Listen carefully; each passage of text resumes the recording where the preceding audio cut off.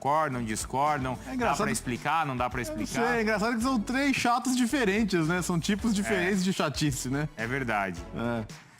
Porque o Dudu, acho que é mais reclamão ali com Um a é mais arbitragem. reclamão, o outro é mais xarope, o outro é mais de intimidação. Acho que cada um é de um jeito, eles se complementam, vamos dizer assim. Tem chato pra tudo que é gosto aí, hein, Calçade? E os 3 devem estar vendo isso, devem estar tirando o maior sarro também, né? Foi uma honra, né? Eles não estão. Você acha que o Felipe Melo tá ofendido? Pra ele é um prêmio, ele daqui a pouco vai postar isso aí. Quando você é campeão brasileiro, você lidera até o ranking dos chatos. Vale tudo. O torcedor do Palmeiras acha ótimo. Eu acho que essa chatice, o problema é quando ela vira cartão amarelo e vermelho. Sim. Aí, no caso do Felipe, sim. O Davidson também, né? O Davidson também. Então, isso aí já é um negócio inegociável. Você não negocia. Ele é insuportável até para o treinador. O treinador quer, ou seja, pensando no Felipão lá, ele quer jogadores com essa vontade, essa intensidade de Dudu, cada um na sua, de Felipe e de Davidson, mas que fique em campo, não seja expulso. Sim. Tem um limite. O limite é isso, seu adversário não gosta, mas se você o respeita, o problema é assim, né? É chato pela violência ou é chato porque... Incomoda, Te né? incomoda aqueles que votaram. Pô, esse cara é chato de aguentar porque ele fica na minha orelha até... Aí é do jogo. Tem coisas que são do futebol, do jogo acontece, sempre foi assim.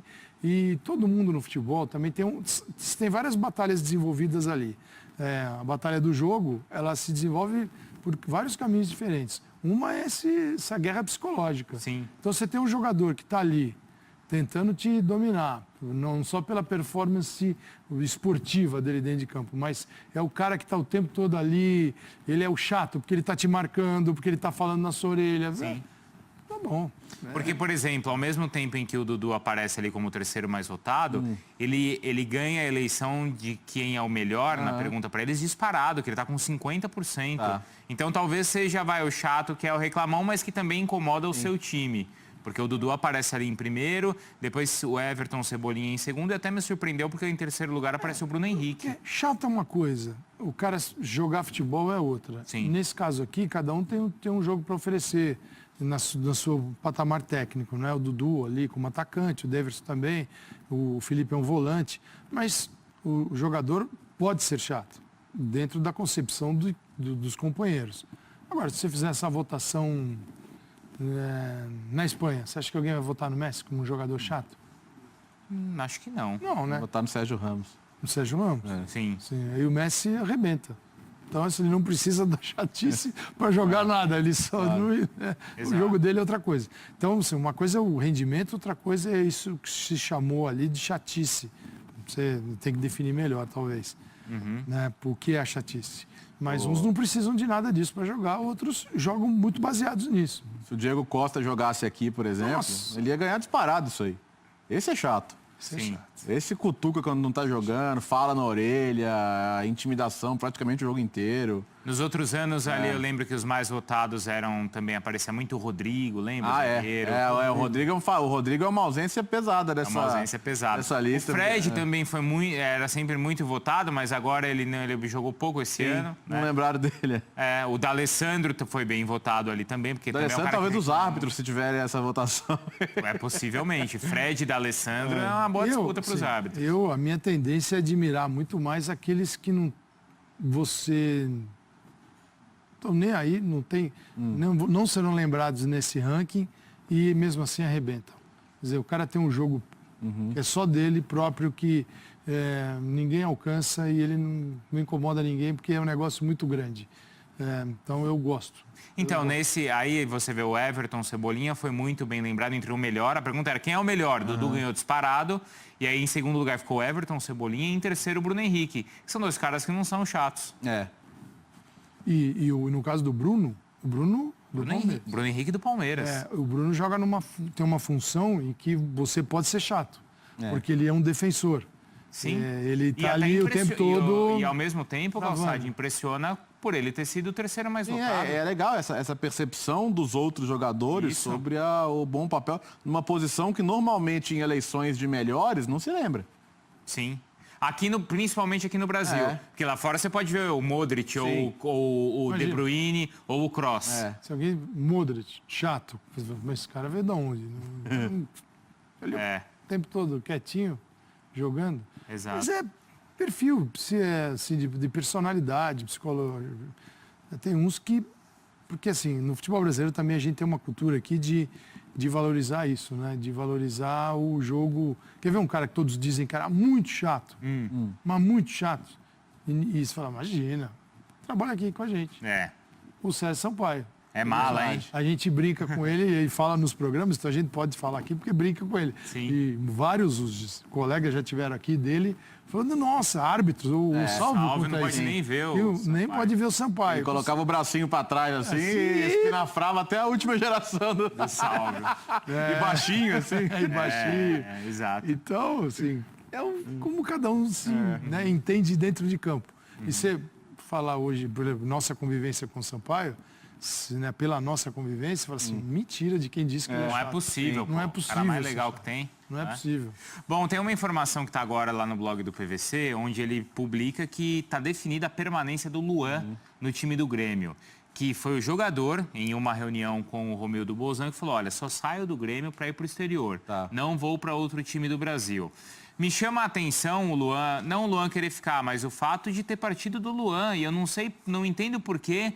De repente o Luan virou uma moeda de troca para o Grêmio, porque chegou a oferecer, como o Nicola também publicou, para o Palmeiras, pedindo em troca o Rafael Veiga, o Thiago Santos, o Vitor Luiz e mais 5 milhões de euros. E o Palmeiras entendeu que nem tinha motivo para fazer essa negociação, e também com jogadores do Cruzeiro. E essa permanência do Luan no Grêmio não breca o interesse do Grêmio no Thiago Neves. Só que aí o Cruzeiro volta a pedir uma grana, né? Volta a pedir uma grana, publicado, exato. claro, nunca vai ser os 10 milhões de euros da multa, porque não faz sentido pela idade dele e pelo tempo de contrato.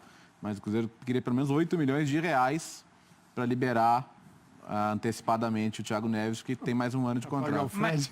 Mas por que será que, de repente, esse interesse do Grêmio em... Ou, não sei se interesse ou uma disposição em negociá-lo. Nós estamos em 2018, né? Então, recentemente, antes do Mundial, ele era um dos nomes. Por que o Luan não é o Luan? Por que o Luan... o Luan era um convocável para a Copa do Mundo, gente. Isso. Então, e agora ele é uma moeda mesmo.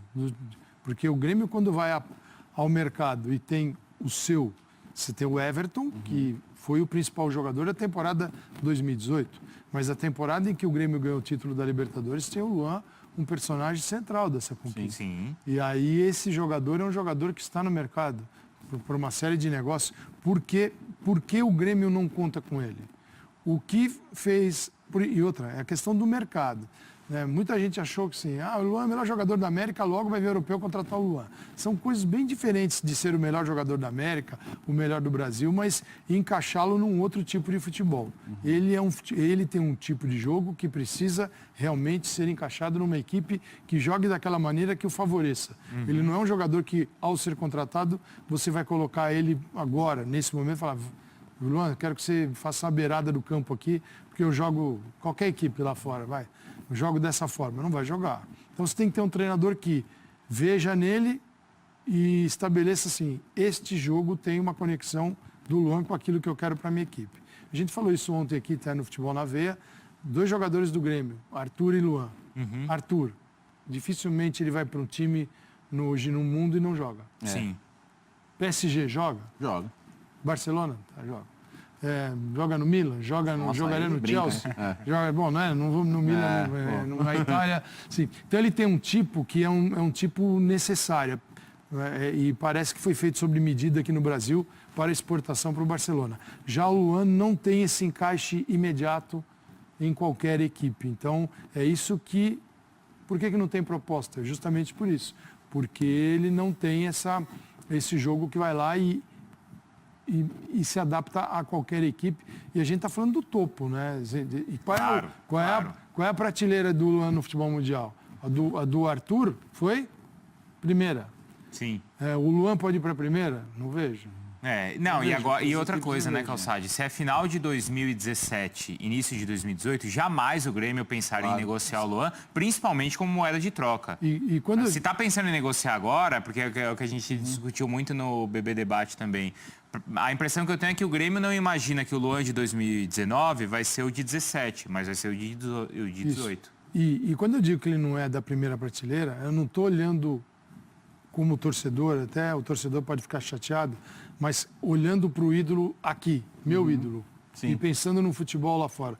Eu estou olhando no futebol lá fora, eu estou fazendo o inverso. Claro. É o lá de fora olhando para cá, falando assim, não é Chelsea, não é Manchester City, não é Manchester United, não é Real Madrid, não é PSG, não são muitos neste nível. Então já é uma outra faixa que, quando você fala em 25 milhões de euros, 18, 20, dependendo do clube, começa a pesar. E o que chama a atenção é os clubes brasileiros ficarem com o pé atrás também nesse negócio. Porque, por exemplo, né, Léo? Palmeiras, surgiu aí esse interesse do Grêmio. O Palmeiras tem um risco de perder o Dudu. Você pensa, pô, vou perder o Dudu e vou ter o Luan. É na hora, claro. Se é o Luan de 2017, na hora é o substituto.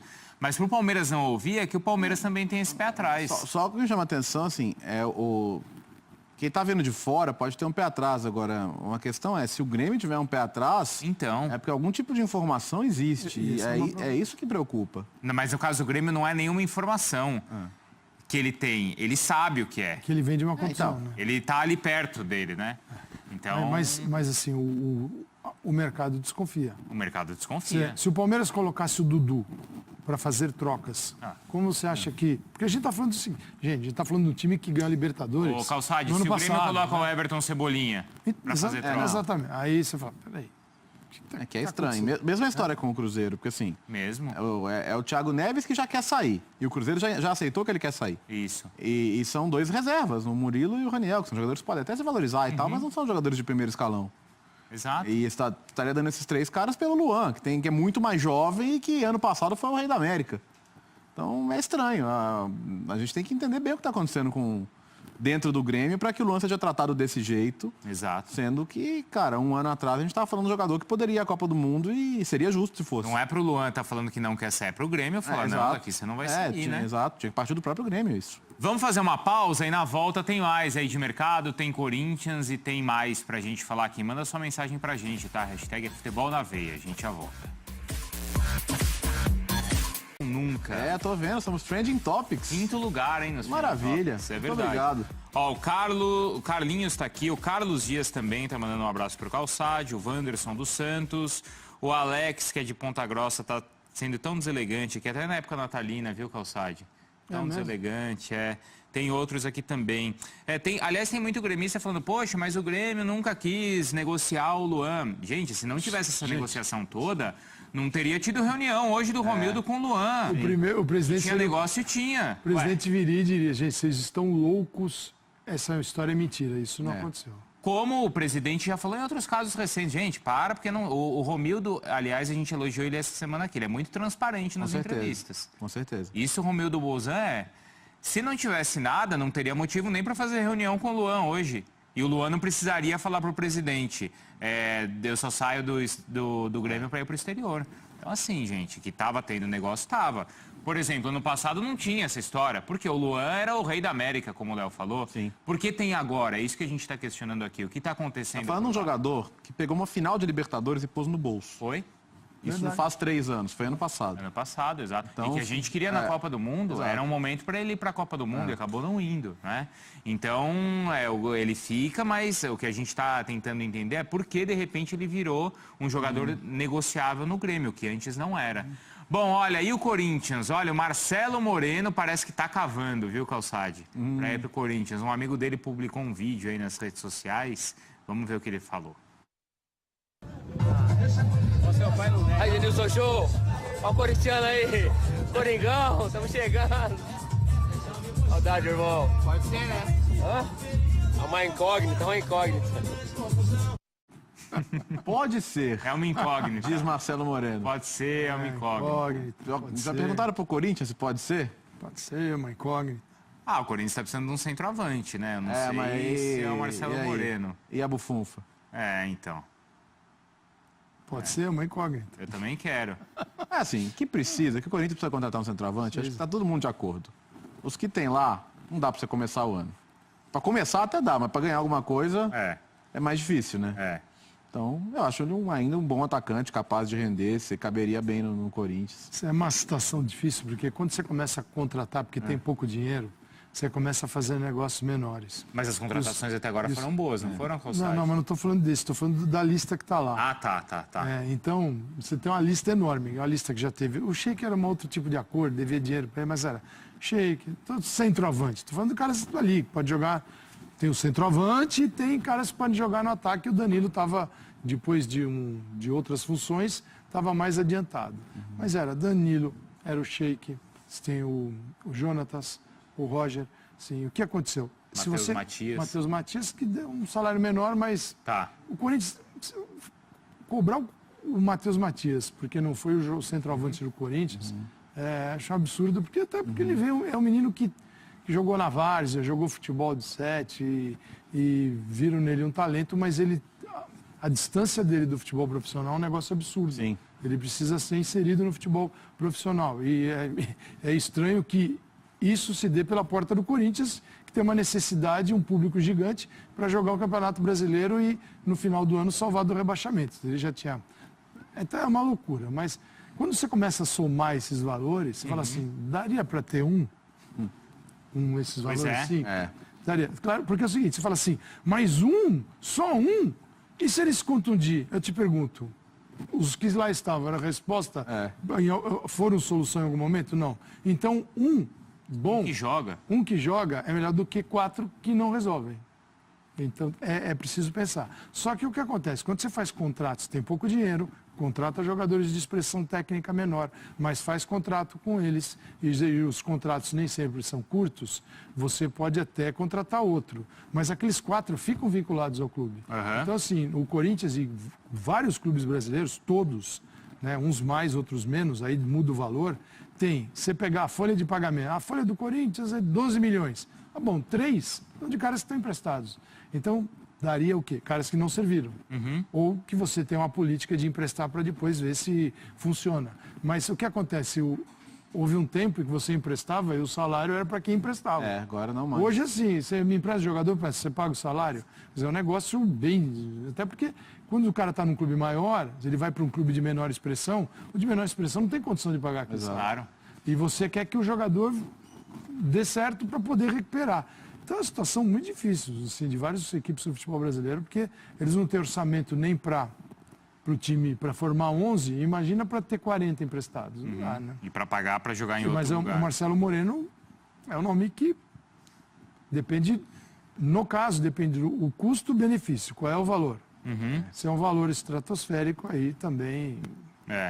O Robert tá falando aqui que o Marcelo não é muito melhor que o Roger, é melhor continuar com o Roger mesmo. Sim. E outros... É melhor, né? É melhor. É melhor, Calçado? É melhor que o Jonathan? Hoje... Não é? Primeiro, assim, ele já chega melhor porque ele tem uma expectativa boa para quem não está vendo, porque aqueles que foram vistos... Já assusta o adversário, né? Entendeu? Já começa daí. Sim, o Roger acho que pode até se recuperar, mas o ano dele não foi bom. É verdade. Evidente, não foi bom. A gente já volta. Daqui a pouco tem Sport Center, hein?